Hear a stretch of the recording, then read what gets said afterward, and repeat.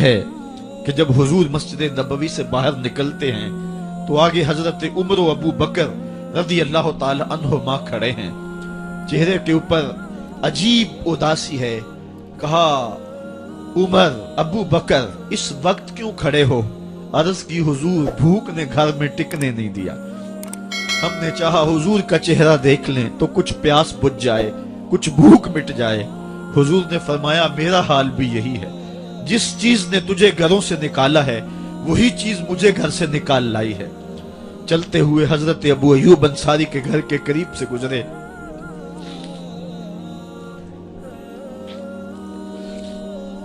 حضور کی خوشبو پا کے وہ باہر آ گئے۔ عرض کی بندہ نواز آج میرے مہمان نہیں بنتے؟ حضور نے کہا تمہاری مرضی۔ گھر لے گئے، چٹائی بچھائی، حضور کو بٹھایا، گھر والوں کو بکری کا بچہ ذبح کر کے دیا، کہا جلدی جلدی کھانا تیار کرو، میرے آقا کو بھوک لگی ہوگی۔ یہ کہہ کے واپس آئے، حضور کے پاس بیٹھے، نظر چہرے پہ پڑی تو گھبرا گئے۔ نکاحت کے آثار اتنے واضح تھے کہ سمجھ آ رہی تھی کتنے دنوں سے حضور نے کچھ نہیں کھایا۔ اٹھ کے باغ میں چلے گئے، کھجوروں کا خوشہ توڑا، حضور کے سامنے رکھا، کہا بندہ نواز جب تک کھانا تیار نہیں ہوتا یہ کھجوریں تناول فرمائیں۔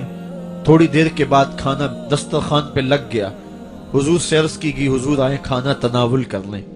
حضور نے دسترخوان پر تشریف فرما ہو کر کے حضور نے کپڑا اٹھایا تو حضور نے جب دیکھا کہ کھانا ہے تو حضور نے ایک روٹی لی اور چند بوٹیاں اٹھائیں اور ایک خادم کو بلا کر کے کہا جاؤ ہمارے گھر لے آؤ، میری بیٹی فاطمہ کتنے دنوں سے بھوکی۔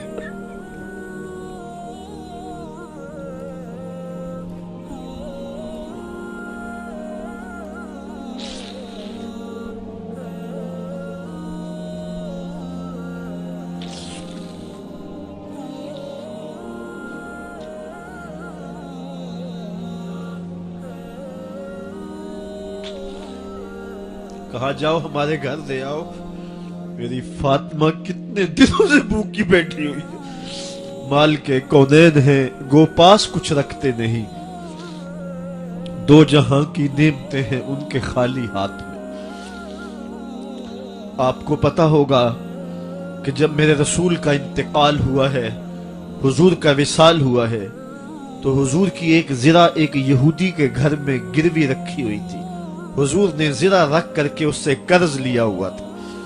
یہ اسلام کی غربت کی کہانی ہے، اور پھر اللہ نے اسلام کو امارت کے رنگ بھی دیے۔ آؤ تمہیں کہانی سناؤں، حضرت عدی بن حاتم روایت کرتے ہیں، صحیح بخاری میں روایت ہے۔ یہ حاتم تائی کے بیٹے ہیں، کہتے ہیں میں حضور کی خدمت میں حاضر ہوا، ایک شخص آیا کہنے لگا حضور غربت نے میرا برا حال کر دیا ہے، اور اس نے شکایت کی غربت کی، پسماندگی کی اور اپنی معاشی بدحالی کی۔ پھر ایک شخص آیا کہنے لگا حضور میرے پاس دولت تو ہے لیکن میں نے جس منزل پہ جانا ہے راستہ پر خطر ہے، تو میرے لیے کیا حکم ہے کہ میں کیسے راستہ طے کروں؟ تو یہ دو لوگوں نے یہ باتیں کی تو حضرت عدی کہتے ہیں کہ حضور نے روئے سخن میری جانب موڑا اور میری جانب مخاطب ہو کے کہا عدی تو نے ہیرا دیکھا ہے؟ عدی کہتے ہیں میں نے عرض کی حضور دیکھا نہیں، سنا ہے، ہیرا یہ شہر ہے عراق کا۔ تو حضور نے فرمایا عدی تو نے ہیرا دیکھا ہے؟ میں نے کہا نہیں حضور دیکھا نہیں، اس کا تذکرہ سنا ہے۔ فرمایا عدی اگر اللہ تجھے زندگی کی مہلت دے تو ہیرا سے ایک خاتون چلے گی، تو اپنی آنکھوں سے دیکھے گا اور مکے تک پہنچے گی اور اللہ کے گھر کعبہ کا طواف کرے گی، اور اس کو ہیرا سے لے کر کے مکے تک اللہ کے علاوہ کسی کا ڈر نہیں ہوگا۔ کہتے ہیں کہ میں نے دل میں کہا کہ پھر بنو طے کے ڈاکو مر گئے ہوں گے جنہوں نے عرب کے اوپر روب ڈال رکھا ہے، تو وہ تو پھر ختم ہو گئے ہوں گے۔ کہتے ہیں میں ابھی سوچ ہی رہا تھا کہ حضور نے مزید میری حیرت میں اضافہ کرتے ہوئے کہا عدی اگر تجھے اللہ نے زندگی کی مہلت دی تو تو دیکھے گا کہ کسرا کے خزانے تیری جھولی میں ہوں گے۔ تو اس دور کی سپر طاقت تھی۔ میں نے کہا حضور کسرا بن ہرمز हुजूर ने फरमाया हाँ किसरा बिन हुरमज। कहते हैं कि हुजूर ने फिर फरमाया दी अगर तू जिंदगी पाई तो तू वो दिन भी देखेगा कि एक शख्स ज़कात की रकम लेकर के, ज़कात की चांदी लेकर के, ज़कात का सोना लेकर के निकलेगा और उसको कोई ज़कात का मुस्तहिक ही नहीं मिलेगा। हजरत अदी बिन हातिम कहते हैं कि फिर मैंने वो मंजर अपनी आंखों से देखा कि हीरा से खातून चली और मक्के तक पहुंची और अमन ऐसा था कि उसको अल्लाह के अलावा किसी का डर नहीं था। फिर वो लम्हे भी मैंने देखे कि किसरा बिन हुरमज के खजाने मस्जिद नबवी के बाहर पड़े हुए हैं।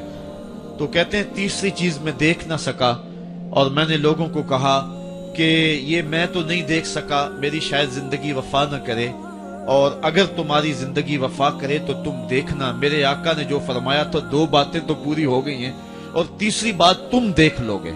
हजरत यहया बिन सईद फरमाते हैं कि हजरत उमर बिन अब्दुल अजीज का जमाना था और उन्होंने मुझे अफ्रीका की जानब ज़कात वसूल करने के लिए भेजा। मैं वहां से ज़कात वसूल की और फिर मैं ज़कात लेने वाले मुस्तहकीन को ढूंढने लगा। तो कहते मुझे कोई मुस्तहिक ना मिला। फिर मैं गुलाम पकड़ता और उसके पैसे दे के उसको आजाद करवाता चला जाता। हजरत उमर बिन अब्दुल अजीज का जमाना है कि गवर्नर है इराक का। वो हजरत उमर बिन अब्दुल अजीज को लिखता है कि इतनी रकम है, इसका क्या करना है। तो उमर बिन अब्दुल अजीज कहते हैं रकम लेके यहाँ ना आना, वहां इराक के लोगों में बांट दो, जो ज़कात के मुस्तहिक हैं उनको तकसीम कर दो। तो गवर्नर लिखता है जो मुस्तहिक है उनको दे दी, अब कोई मुस्तहिक नहीं रहा तो मैं क्या करूं। तो हजरत उमर बिन अब्दुल अजीज कहते हैं जो मकरूज हैं उनका कर्ज उतार दो। तो कहते हैं कि हाँ कर्ज भी मैंने उतार दिया है, रकम फिर भी बच रही है, क्या करूं। तो हजरत उमर बिन अब्दुल अजीज ने फिर लिखा जो शख्स शादी करना चाहते हैं उनका हक मेहर अदा कर दो। मैंने कहा कि वो भी कर दिया है, रकम फिर भी बच गई, अब क्या करूं। तो हजरत उमर बिन अब्दुल अजीज ने मुझे लिखा कि जो गैर मुस्लिम हैं जिन्होंने टैक्स दिया हुआ है, जितना टैक्स दिया है उससे दुगने पैसे उनको कर्जे में दे दो और उनको कहो जाओ इसका कारोबार करो, खेती बाड़ी करो, और साथ उन्हें यह भी कह देना कर्ज की फिक्र न करना और ज्यादा इसमें परेशान न होना, जब दे सकोगे दे देना। ये दौर भी फिर इस्लाम ने देखा और ये घड़ियां भी देखी जब चिथड़े पहने हुए थे, जब पैबंद लगे लिबास पहने थे, जब पेट में डालने के लुकमा भी नहीं था। अल्लाह का दीन उस वक्त भी गालिब था और जब गलियों के अंदर रेशम बिखरा हुआ होता था कोई उठाने वाला नहीं था, दीन उस वक्त भी गालिब था। दीन का गालिब होना या ना होना इसका ताल्लुक जो है वो मालो दौलत से नहीं है। इकबाल कहता है कि जवाल बंदाए मोमिन का बेजरी से नहीं, मोमिन का जवाल बेजरी से नहीं है बल्कि इसका सबब कोई और है। वो सबब ढूंढना है कि हम दुनिया में रुसवा होके क्यों रह गए, हम जमाने के सामने तमाशा क्यों बन के रह गए। आज नबी की उम्मत पूरी कायनात में रुसवा होके क्यों रह गई। आज हमारा तमाशा देखा जा रहा है, आज भूखे कुत्तों को हमारी बेटी और बहनों के ऊपर छोड़ा जा रहा है और उसका तमाशा देखा जा रहा है। क्या हमने ये दिन भी देखने थे, हमने सुराग लगाना है। दौलत की किल्लत और कसरत ये सानवी चीजें हैं। हमने तारीख में देखा है हम कभी माली तौर पे कमजोर थे, रुसवा नहीं हुए हैं। माल ज्यादा हो गया, रुसवा नहीं हुए हैं। रसवाई के सबब कोई और हैं। आइए तुम्हें कहा